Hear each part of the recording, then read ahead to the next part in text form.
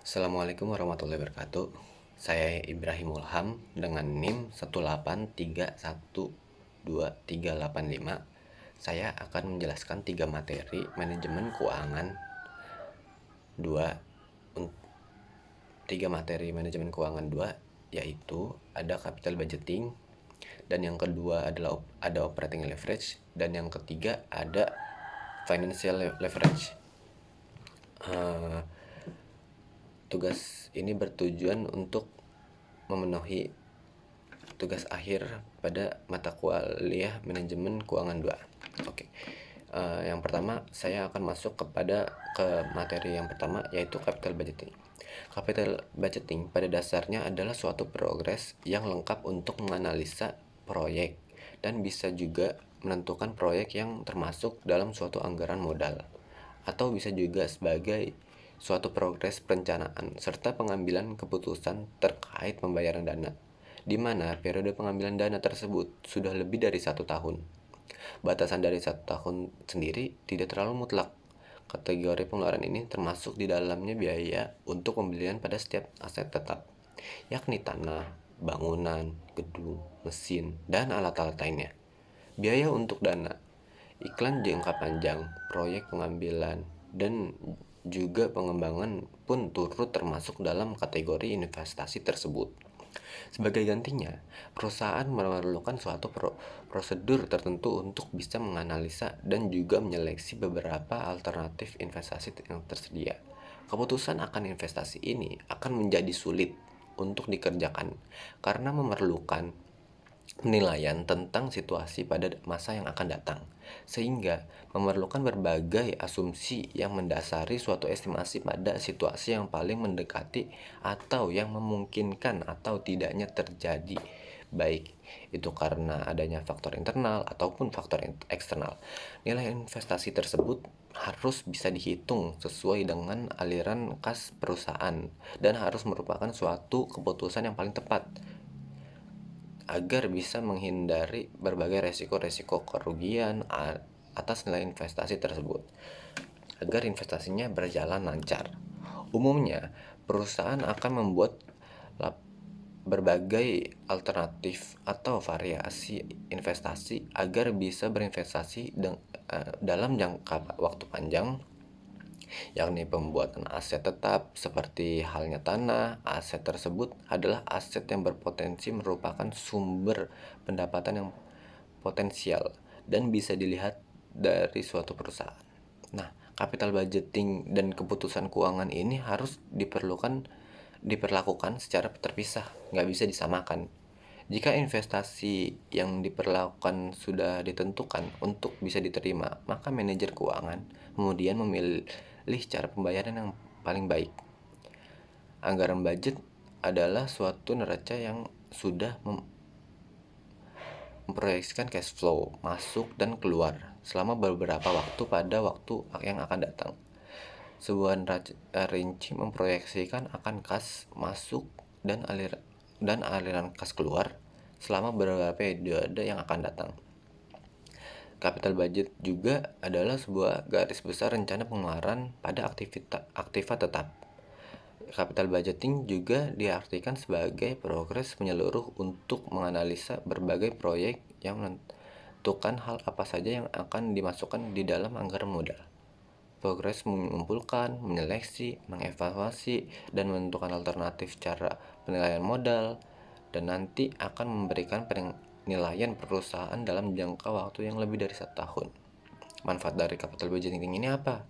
Manfaat utama dari capital budgeting ini adalah penganggaran modal atau capital budgeting bisa mengetahui keperluan dana secara lebih detail, karena dana bisa terkait jangka waktu yang lebih dari 1 tahun, sehingga meminimalisir adanya over investasi atau under investasi. Jadi investasinya bakal berguna terus dari capital budgeting ini.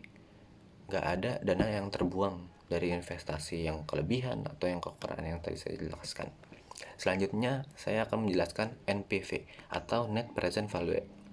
Berdasarkan definisinya, NPV adalah suatu cara dalam capital budgeting yang berfungsi untuk bisa mengukur nilai profitabilitas secara investasi proyek dengan menggunakan suatu faktor nilai waktu dan juga uang.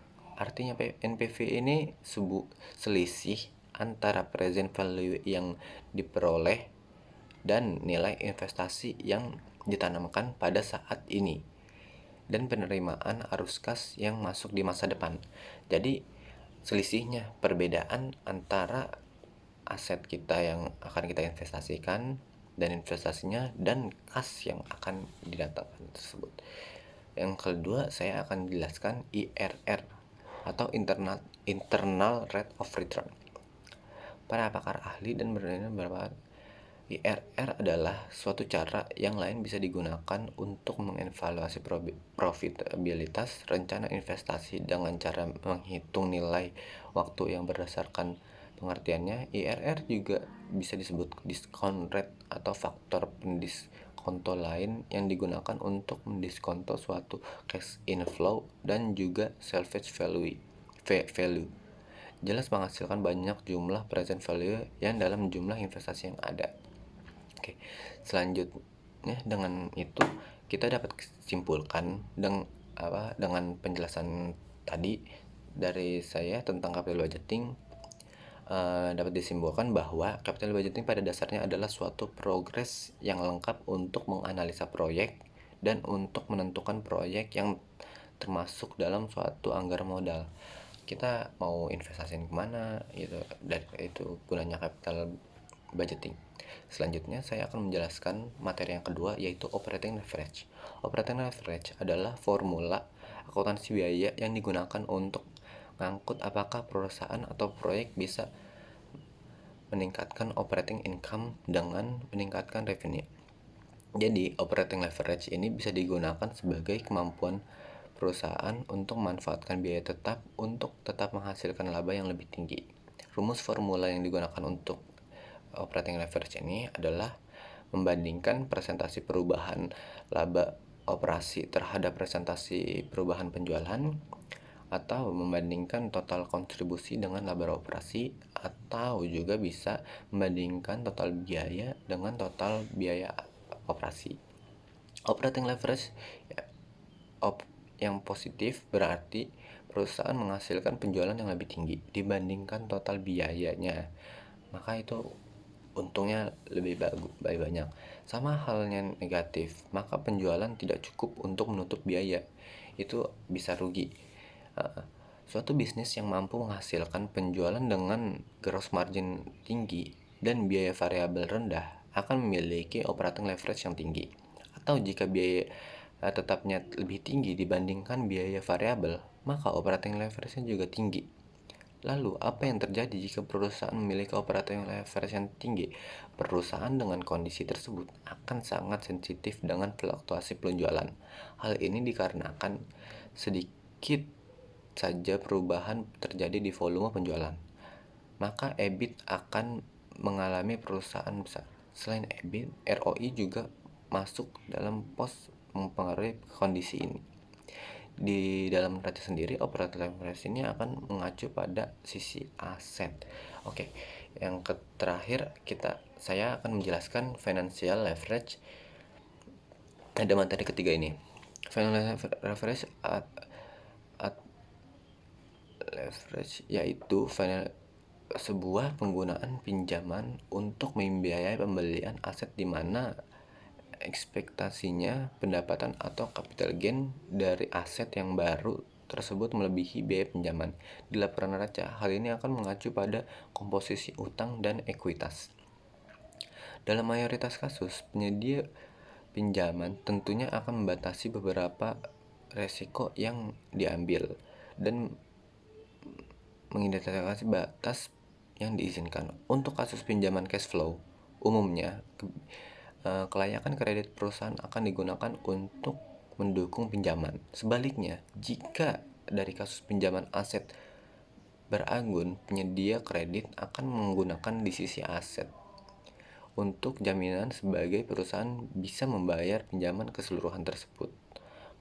Setidaknya ada 4 jenis rasio leverage yang bisa digunakan untuk mengikuti financial leverage.